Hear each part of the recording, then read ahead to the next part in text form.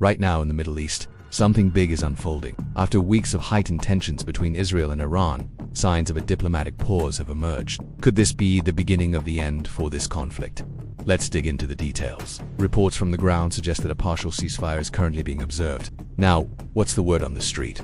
According to the reports, Qatar and Oman are facilitating back-channel dialogue between Iran and Israel. The situation is still very fluid, but here's what we know so far. In the past 24 hours, there has been a significant decrease in aerial activity over the region.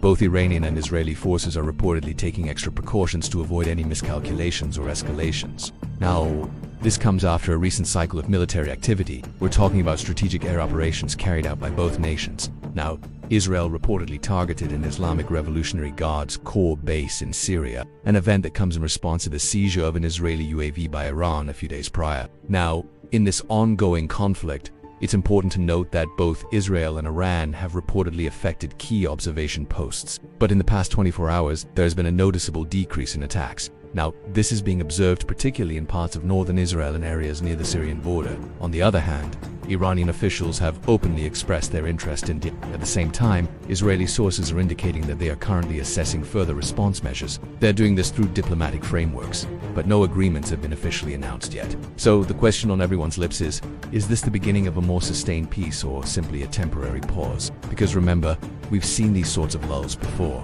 haven't we? The last thing anyone wants is another. International observers are cautious. They're saying that any lasting stability will require not just a ceasefire, but long-term dialogue, mutual restraint, and crucially global support for a peaceful resolution. As we wrap up, let me say this. On one hand, there's cautious optimism, but on the other, there's also a dose of skepticism. We all remember the previous ceasefire agreements, the hopes they generated, and ultimately the disappointment when hostilities resumed. Right now, the world is holding its breath. All eyes are on the Middle East.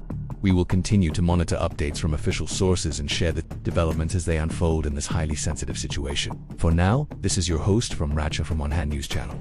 Stay tuned for more updates.